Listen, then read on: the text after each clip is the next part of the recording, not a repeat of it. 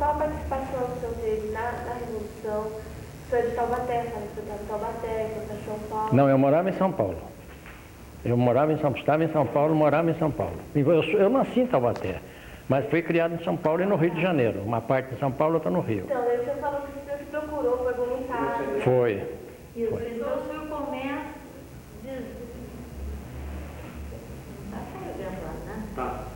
Mas é Não, que mas eu... então eu estou pensando. Então, o senhor começa dizendo Mas pode o já? nome do senhor e o senhor participou do movimento constitucionalista de maneira voluntária. O senhor, com tantos anos, o senhor tinha 17.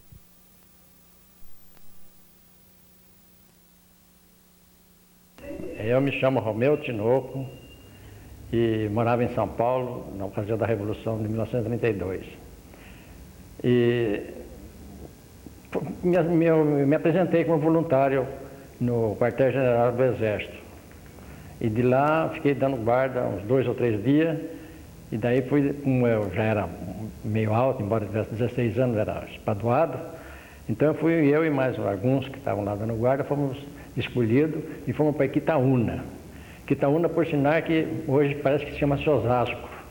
Quer dizer que as coisas vão mudando e até a cidade vão mudando de nome. E fiquei lá em Osasco, em Quitaúna, mais ou menos uns 3 ou 4 dias, e depois nós embarcamos e fomos embora para o sul. Eu combati no sul. Eu estive entre Piraju, Fartura e Buri. De todos esses lugares que nós tivemos, quando nós chegamos em Assis, nós paramos, depois de mais ou menos umas 12 ou 14 horas de viagem, e fomos tratar dos animais. E tinha um rapaz lá, que o apelido dele era Carioca, e nessa ocasião ele quis fugir. Ele quis fugir. Espera um pouquinho. Deixa eu aproveitar. Mas então esse rapaz, que o apelido dele era Carioca, ele quis fugir, talvez com medo. E no entanto...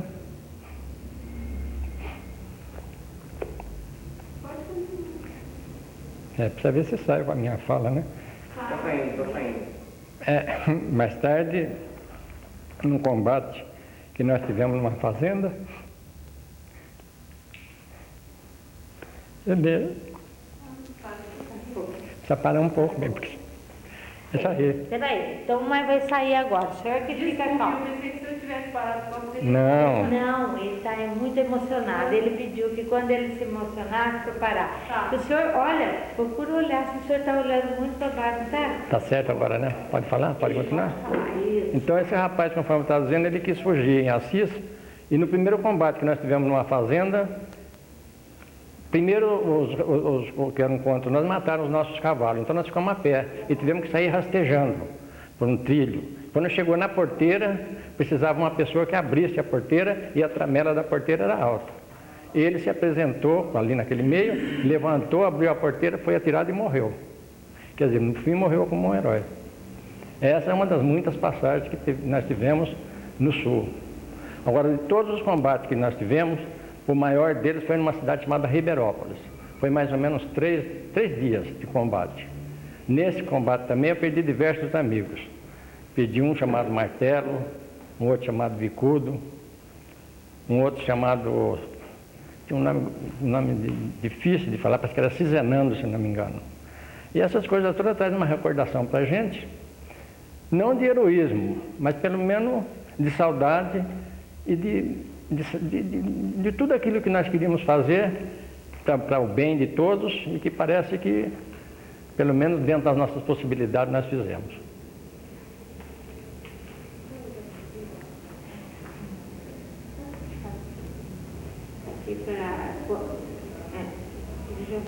O que acontece é a geração atual, ela não conhece nada, não é só da Revolução. O Brasil é um país sem memória. O Brasil, da Guerra do Paraguai, se conhece o Almirante Barroso, Tamandaré, uma ou outra batalha, mas os heróis, aqueles que de fato fizeram a história mesmo, esses nunca mais se falou. E é pena, né? Agora eu quero parabenizar a Fundação Cassiano Ricardo pela essa boa iniciativa de fazer com que, pelo menos, fique gravada essa história da Revolução de São Paulo, que é uma história não só de São Paulo, como do Brasil. De maneiras que eu acho que as escolas, enfim, todo lugar que fosse possível. Eu acho bonito, por exemplo, o americano, embora eu não acho bonito o americano porque todas essas festas americanas é com bandeiras, é com uma opção de coisas, né? Aqui não se faz, praticamente o povo não sei o que está acontecendo. Mas é pena, porque o que é bom, o que é certo, é o país poder se lembrar do seu passado para poder lutar pelo seu futuro.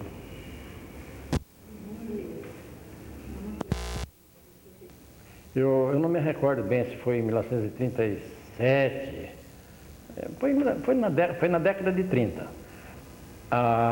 Tinha uma deputada chamada Carlota de Queiroz. Ela, na torre ali, eu esqueço como é que chama ali, onde começou São Paulo, perto do Largo do Tesouro. Por sinal que aquela torre estava até bem mal conservada, e ali é que foi fundado o MMDC de São Paulo. Eu fiz parte, eu sou sócio do MMDC de São Paulo, os primeiros 10, não sei que número eu sou, mas eu sei que eu sou antes do número 10. Mais tarde eu mudei aqui para São José dos Campos, e aqui em São José dos Campos também, mas teve o MMDC. Dizem que tem até agora, mas eu não sei nem onde é que é. Parece que quem fundou o MMDC aqui em São José dos Campos foi o professor Breno, ele era irmão do Lineu, Breno de Moura. Parece que foi ele que fundou aqui. Aliás, eu me lembro que eu fiz muitas reuniões, ele, o Bornege também, que são pessoas que já faleceram.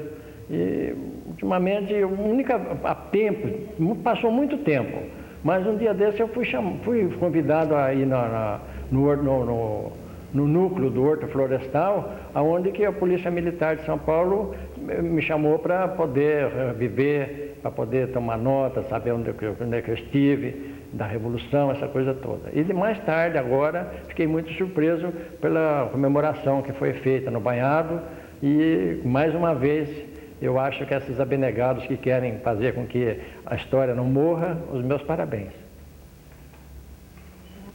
Houve uma campanha, houve diversas coisas, diversos eventos durante a Revolução de 32. Um deles foi o chamado Ouro para o Bem de São Paulo, que, aliás, também na guerra, também parece que andaram recolhendo uma opção de coisas aí, alumínios, essa coisa toda. Mas se tratando da Revolução de São Paulo, houve uma campanha para que pudéssemos nós termos lastro, porque São Paulo emitiu até dinheiro, até notas foi feita. Eu me lembro que eu recebi 2 ou 3 vezes pagamento lá na frente do combate, com dinheiro feito aqui em São Paulo. Então, para garantir esse dinheiro, foi feita uma campanha para que pudesse ter o lastro em ouro. Esse foi o que eu acho que foi a causa da campanha Ouro para o Bem de São Paulo. O que eu me lembro também da Revolução, porque afinal de contas são 60 anos, né? Tem tanta coisa que se passou, tantos dias, tanta angústia, e para falar a verdade, tanto medo, porque não é só de heroísmo, não. Aliás, enfrentar o medo já é um heroísmo. E vendo os amigos e colegas morrer, né? Essas coisas todas fazem com que a gente tenha muita alegria hoje e naquele tempo também, e muita tristeza. Mas da Revolução, eu me lembro que quando terminou a Revolução, foi uma verdadeira debandada. Aí é que a gente vê como o pequeno é abandonado de uma vez. Eu, por exemplo, fiquei um cavalo, uma mochila, um cantil, abandonado no meio do campo. Por quê? Porque todo mundo sumiu. Aliás, a única pessoa que me deu um certo apoio, para falar a verdade, foi o comandante do meu esquadrão, que era o coronel, naquele tempo era o capitão Correia Velho. Ele que me orientou, que me arrumou, que me acertou e acabou me arrumando uma passagem para mim voltar para São Paulo dentro de um trem de carga. Mas isso foi uma iniciativa toda particular dele, porque os outros, mesmo de um modo geral, foi extinta a região, e tendo extinta a região, acabou praticamente todo o apoio que a gente podia ter. Aliás, nas casas, porque tinha muita casa do soldado, em toda a cidade tinha uma casa do soldado. A abnegação da mulher, a luta das mulheres para o bem-estar de todos os soldados, foi uma coisa maravilhosa também. De maneira que A gente lembrando essas coisas todas, é que a gente vê que nós somos três pessoas, nós somos aquilo que nós pensamos que somos, aquilo que os outros pensam que nós somos, e às vezes nós não somos nem uma coisa nem outra, é uma revelação para a gente mesmo. A gente ou se torna um herói ou um covarde. De um modo geral, na Revolução, eu acho que quase todos se tornaram um herói, principalmente as mulheres, porque as mulheres deram todo o apoio que podiam para todos os soldados.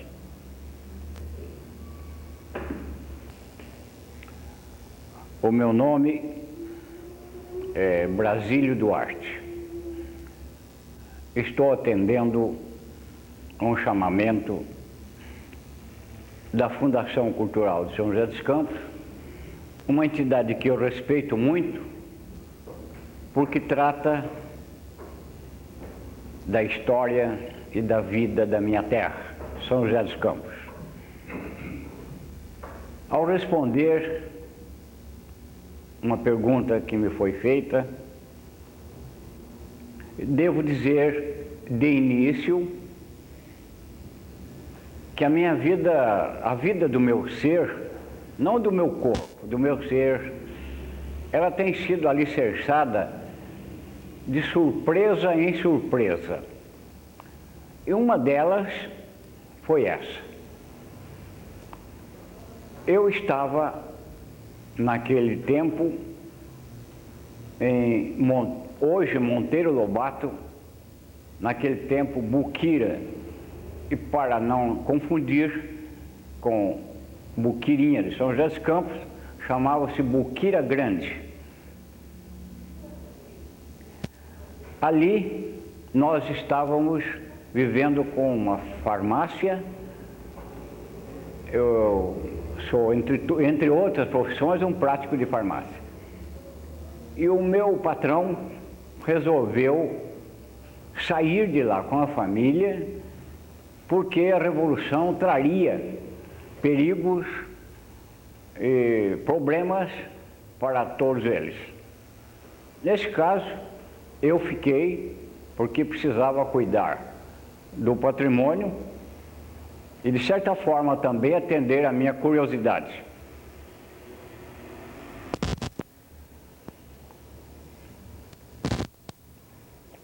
Como que o senhor falou que trabalhou na parte de enfermaria da Revolução, né?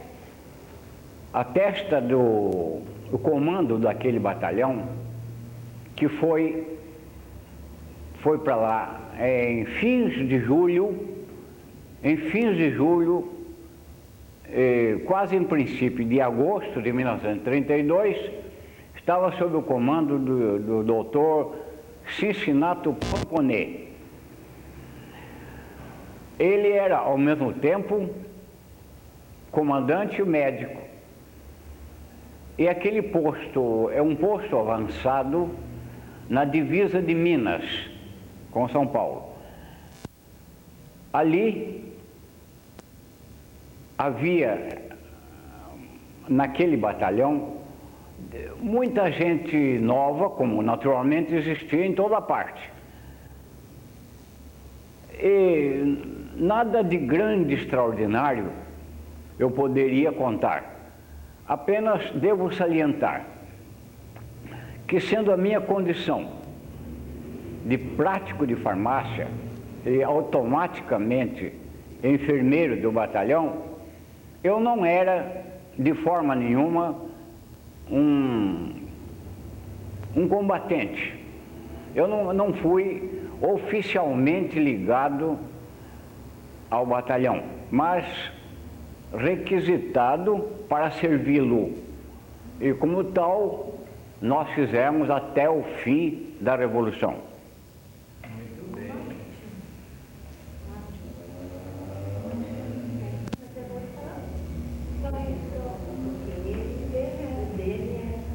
Um fato.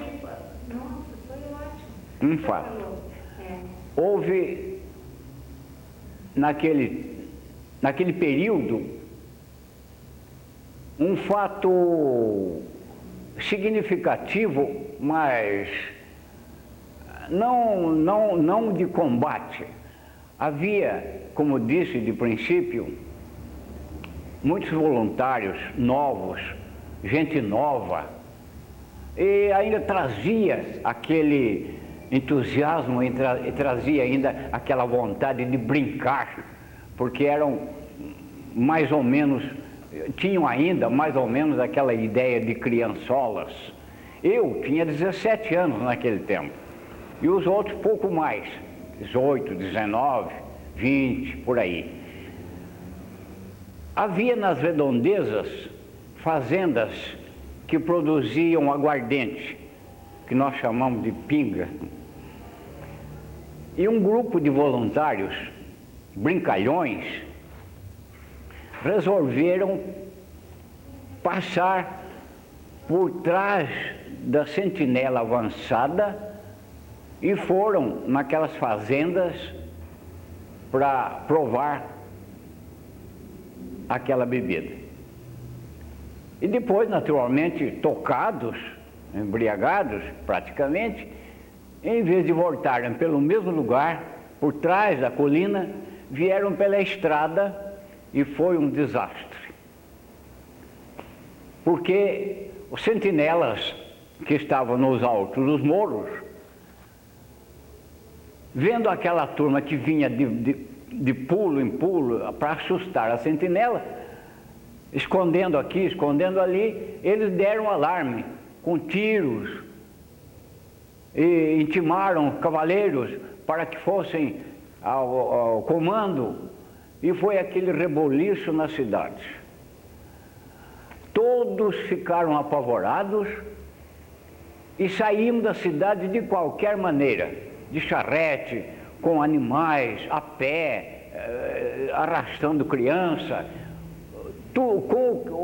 Saíram como puderam e foram, e depois de passado algum tempo, eu fiquei na porta da farmácia, porque eu estava gostando da brincadeira, eu queria ver. Foi ali que conseguiram prender aquele grupo e os rapazes foram trazidos, vigiados e presos. Passaram então pela rua, da nossa rua, e foram lá presos lá num certo lugar do batalhão. Foi aí o mais engraçado, porque o comandante mandou que cada mensageiro saísse pelas estradas, um por Caçapava, um por São José dos Campos, outro para São Francisco Xavier e outro ainda para o lado um outro lado. E todos eles fossem chamar de volta o povo que havia fugido. Foi aí que todos os que ficaram acharam muito engraçado, porque aquela turma que fugiu voltava de novo, entrava de novo na cidade, como quem estava entrando num lugar deserto, um lugar diferente. Foi esse um quadro excepcional, além, naturalmente, de tudo que fiz, de tudo que nós fizemos, com preparações de remédio, com aplicação de injeção, curativos e outras coisas que frequentemente se dava naquele batalhão. Mas não tivemos perigos grandes, não tivemos nada de grande. Por que houve a Revolução de 32? Por que houve? Por que aconteceu a Revolução de 32? Põe aqui bem. Por que aconteceu a Revolução de 32? Conta assim, todas as passagens, resumindo, né? As passagens que aconteceram antes do Miragaia, do 23.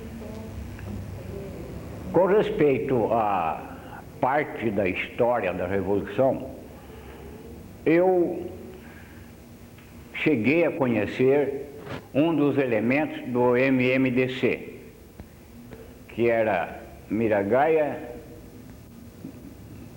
Drauzio Camargo, Martins Miragaia, Drauzio Camargo.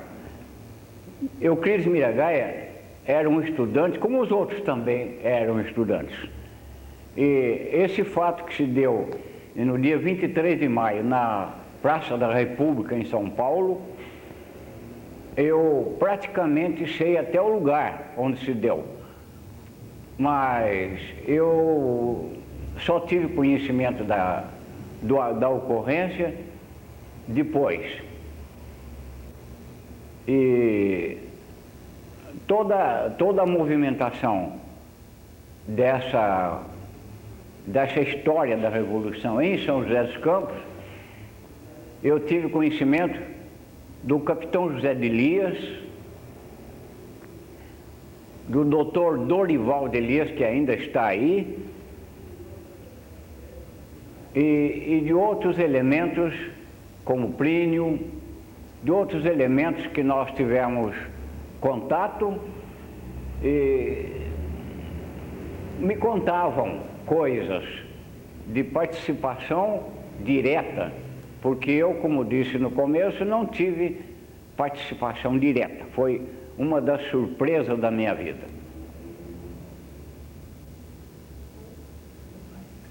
Eu acho que ele foi meio... Tá vendo quanta coisa o senhor... Viu? Que não tinha nada para fazer, Disse que para não falar? tinha nada para falar, viu? O senhor falou que não tinha nada para falar. Quanta coisa que o senhor